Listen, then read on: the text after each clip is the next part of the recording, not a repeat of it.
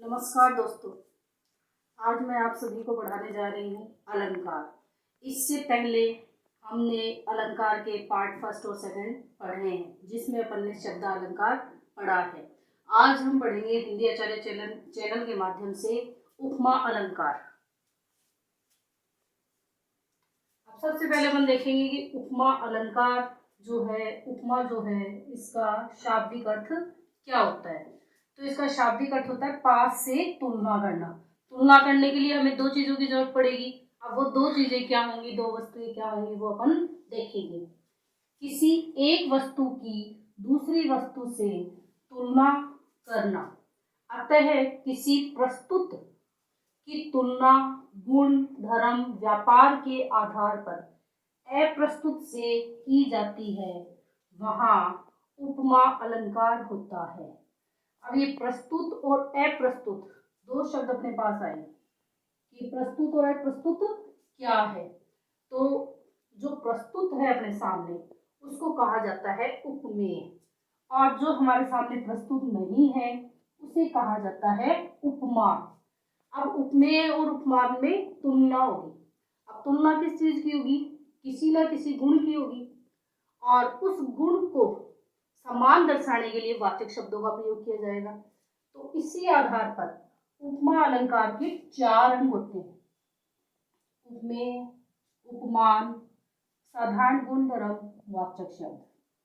अब उपमेय क्या है, अपनी जिस वस्तु का वर्णन किया जाता है, जिस वस्तु का वर्णन किया जा रहा है, अर्थात प्रस्तुत वस्तु को उपमेय कहते हैं। यानी जो हमारे सामने है उसे हमने क्या कहा है, उपमेय कहा है। उपमान जिस अप्रस्तुत वस्तु से प्रस्तुत वस्तु अथवा उपमेय की समानता दिखाई जाती है उसे हम उपमान कहते हैं। यानी अप्रस्तुत की प्रस्तुत से तुलना। तीसरा है अपने पास साधारण गुण, धर्म। अब साधारण गुण, धर्म यानी दोनों में समान होंगे। उपमेय तथा उपमान के लिए जिस गुण की समानता दिखाई जाती है उसे साधारण गुण, धर्म कहते हैं। अब समानता किसमें दिखाई है, ध्यान रखना आप, उपमेय और उपमान में, प्रस्तुत और अप्रस्तुत में। चौथा पॉइंट अपने पास वाचक शब्द। समान गुण व्यक्त करने वाले शब्द वाचक शब्द कहलाते हैं। यानी जैसे सा, सी, तुल्य, ज्यों, जैसे, सरिस, सदृश, के समान, इव, जिमी आदि, ये सब क्या है, अपने वाचक शब्द है। इनके माध्यम से हम उपमा अलंकार की पहचान करते हैं। अब एक उदाहरण देखते हैं। जैसे चंद्र सा सुंदर मुख, ये उदाहरण अपने पास है। तो एक शब्द अपने पास चंद्र, तो चंद्र क्या है, अप्रस्तुत है, तो इसको क्या कहा जाता है, उपमान। सा इसका वाचक शब्द है, तो इस सा वाचक शब्द है, और सुंदर क्या है, दोनों में समानता दर्शाने के लिए चंद्र और मुख में, तो ये है आपका साधारण गुण, धर्म। और मुख क्या है, अपने सामने प्रस्तुत है, इसलिए इसको क्या कहा गया है, उपमेय कहा गया है। तो इस प्रकार से इन चारों चीजों के योग से, चारों अंगों के योग से किसका निर्माण हुआ, अपने उपमा अलंकार का, और उसके चारों अंगों के बारे में अपन ने जाना। इस प्रकार से हम इसकी पहचान कर सकते हैं। और सबसे विशेष तौर से इसकी पहचान जो है, ये वाचक शब्द जो है अपने, ये याद करने पड़ेंगे, इनके आधार पे होगा।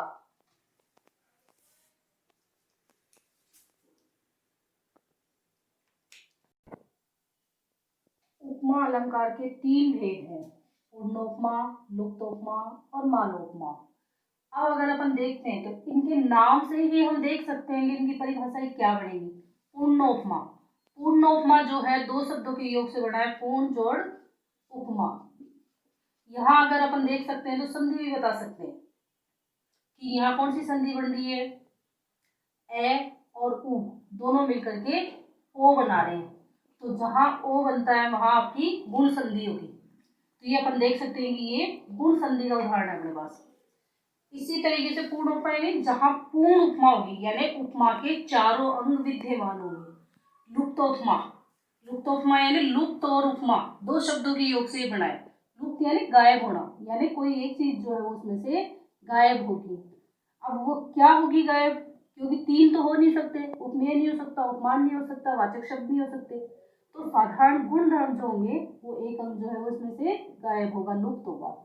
मालोपमा, मालोपमा यानी माला, माला यानी किसी भी चीज के अपन माला बनाते हैं तो उसमें बहुत सारी चीजें आती है, उसी तरीके से यहाँ माला किसकी बनेगी, उपमान जो है एक से अधिक दिए जाएंगे, वहां मालोपमा अलंकार होगा। अब देखते हैं इनकी परिभाषाएं कैसे बनती है। पूर्णोपमा की, जिस उपमा में उसके चारों अंग आपको बताए जा चुके हैं, उपमेय, उपमान, साधारण गुण धर्म और वाचक शब्द विद्यमान हो, यानी उसमें होने जरूरी है, वहां पूर्णोपमा अलंकार होता है। जैसे प्रातः नभ था बहुत नीला शंख जैसे। अब इसमें अपन को पहचान करनी है। अब प्रातः का नभ कैसा होता है, नीला होता है, और शंख भी कैसा होता है, नीला होता है। अब अपने पास प्रस्तुत क्या है, अप्रस्तुत क्या है। शंख अपन हाथ में ले सकते हैं, वो अपने सामने क्या है, प्रस्तुत है। तो जो प्रस्तुत है वो अपने पास क्या होगा, उपमेय, और प्रातः नभ क्या होगा, उपमान। नीला क्या होगा, दोनों में समानता बताने वाला है, साधारण गुण धर्म, और जैसे क्या है, वाचक शब्द। अब इसी तरीके से दूसरा अपन देखेंगे लुप्तोपमा, यानी इसमें से कोई ना कोई अंग लुप्त होगा। जिस उपमा में उसके चारों अंगों में से एक या एक से अधिक अंग अनुपस्थित हो, वहां लुप्तोपमा अलंकार होता है। जैसे उदाहरण अपने पास, मखमल के झूले पड़े हाथी सा टीला। अब यहाँ मखमल के झूले बड़े, ये तो क्या है अपने पास, उपमान, और टीला शब्द है ये है आपका उपमेय, सा इसमें है आपका वाचक शब्द, और यहाँ साधारण गुण धर्म जो है वो नहीं है, इसीलिए इसे लुप्तोपमा अलंकार कहते हैं। तीसरा जो इसका भेद है मालोपमा, जिस उपमा में एक ही उपमेय के अनेक उपमान उपस्थित हो, वहां मालोपमा अलंकार होगा। उदाहरण अपने पास, माँ शारदा तुषार कुंद हीरे के सदृश, धवल, धवल यानी सफेद, सदृश यानी समान, माँ शारदा यानी सरस्वती। तो सरस्वती जो है वो अपने पास क्या बनी, माँ शारदा उपमान बना। तुषार कुंद हीरे, ये तीनों क्या है उसकी, उसको क्या दी गई है, उपमाएं दी गई है, तो ये क्या है आपकी उपमा। सदृश क्या है आपका, समान गुण, सदृश क्या है, वाचक शब्द, और धवल क्या है यहाँ, समान गुण धर्म बताने वाला। इस प्रकार से चारों अंग इसमें है, लेकिन यहाँ बहुत सारी उपमाएं दी गई है, इसलिए यहाँ मालोपमा अलंकार होगा। तो इस प्रकार से ये उपमा अलंकार के 3 भेद है और 4 अंग है। रूपक अलंकार, रूपक का शाब्दिक अर्थ है रूप धारण करना। अब यहाँ रूप धारण कौन करेगा, क्योंकि अलंकार में उपमान और उपमेय होंगे, वही क्या करेंगे, परिभाषा देखेंगे। जहां उपमेय और उपमान यानी उपमेय होगा और उपमान होगा में एक रूपता, यानी दोनों को एक ही समान, दोनों में अभेद किया जाए। भेद का मतलब तो तय अंतर करना, और अभेद का अर्थ क्या होगा, जिसमें अंतर नहीं हो, वहां रूपक अलंकार होता है। या फिर हम इसकी दूसरी परिभाषा क्या बनाएंगे, रूपक में प्रस्तुत वस्तु, प्रस्तुत वस्तु क्या है, उपमेय, और अप्रस्तुत वस्तु, अप्रस्तुत वस्तु अपने पास है उपमान, को आरोपित कर दिया जाता है। इस प्रकार उपमेय और उपमान अभेद स्थापित हो जाता है।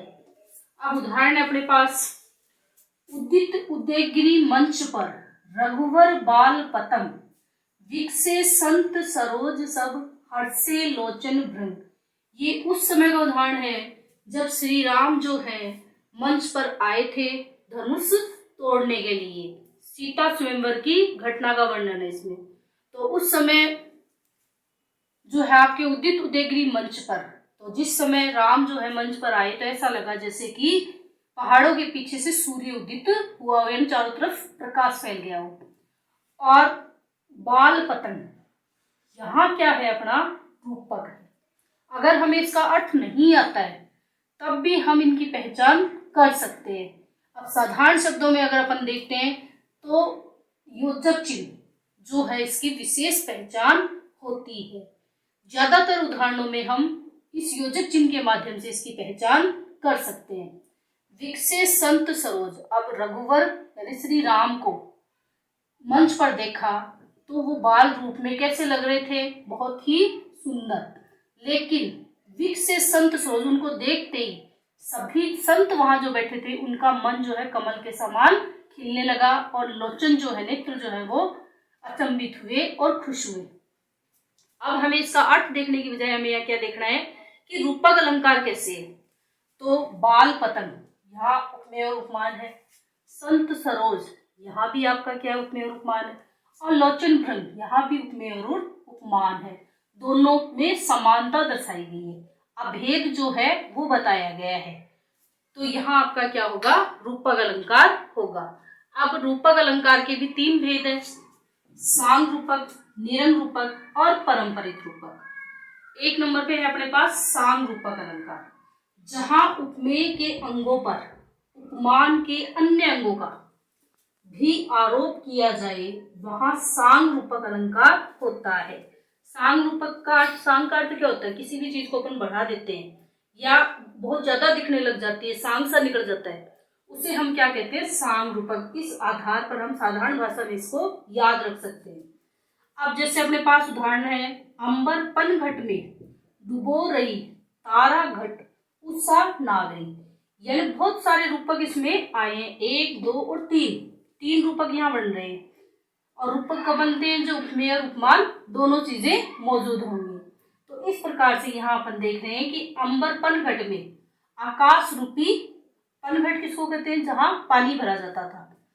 तो डुबो रही तारा घट उषा नागरी, तो जो अपना आकाश है उस आकाश में तारे जो हैं वो डूब रहे हैं। तो वो ऐसा लग रहा है जैसे कि कोई उषा रूपी सुंदरी, उषा यानी सुबह, नागरी यानी सुंदरी, क्या कर रही है, उसमें मटका डुबो रही है धीरे धीरे और सूर्य उदय हो रहा है। तो इस प्रकार से यहाँ सांग रूपक अलंकार होगा।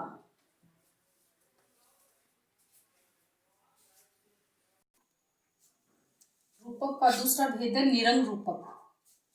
निरंग रूपक शुद्ध रूपक है, जहां केवल उपमेय पर ही उपमान का आरोप किया जाता है, अंगों का नहीं। वहां निरंग रूपक अलंकार होता है। जैसे अपने पास उदाहरण है, अवधेश के बालक चारी सदा तुलसी मन मंदिर में विहरे। अवधेश यानी अयोध्या के 4 राजकुमार हैं जो तुलसीदास जी के मन रूपी मंदिर में विहरे। तो यहाँ आपका रूपक है। तीसरा अपना है परंपरित रूपक अलंकार। अब जैसे इसका नाम है उसके अनुसार भी आप देख सकते हो कि परंपरा के अनुसार एक अगर रूपक आ रहा है तो दूसरा आना जरूरी है। जहां एक रूपक दूसरे रूपक का कारण हो, अर्थात 2 रूपक एक साथ आते हैं, एक रूपक मुख्य रूप और दूसरा गौण रूप में, यानी एक तो क्या होगा, मुख्य रूप में होगा और दूसरा गौण रूप में आता है, वहां पारंपरिक रूपक अलंकार होता है। उदाहरण अपने पास, बढ़त बढ़त संपत्ति सलील। संपत्ति रूपी सलील, सलील का अर्थ क्या होता है, जल। मन सरोज बही जाए, तो यहाँ क्या कह रहे हैं कि बढ़त बढ़त यानी बढ़ता जाता है। संपत्ति सलील, संपत्ति रूपी द्रव, द्रव यानी जल भी होता है, धन भी होता है। उसी प्रकार से मन जो है, मन रूपी जो कमल है, सरोज यानी कमल है, वह भी क्या होता है, बढ़ता जाता है। यानी व्यक्ति के पास अगर धन है तो वो और ज्यादा पाने की उसको लालसा रखता है, ये इसका अर्थ है। लेकिन हमें क्या देखना है, यहाँ संपत्ति सलील और मन सरोज में आपका रूपक है। तो इस प्रकार से अपन ने देखा कि योजक के माध्यम से हम इसकी पहचान कर रहे हैं, लेकिन योजक यहाँ भी आ रहा है, तो ये जो योजक है वो आपका रूपक नहीं होगा, क्योंकि दोनों शब्द क्या है, एक जैसे हैं, एक समान इनका अर्थ है। तो इसमें दूसरा अलंकार होगा जो हम आगे पढ़ेंगे। तो इस प्रकार से हमने रूपक के 3 रूप पढ़ लिए हैं, उपमा अलंकार पढ़ लिया है।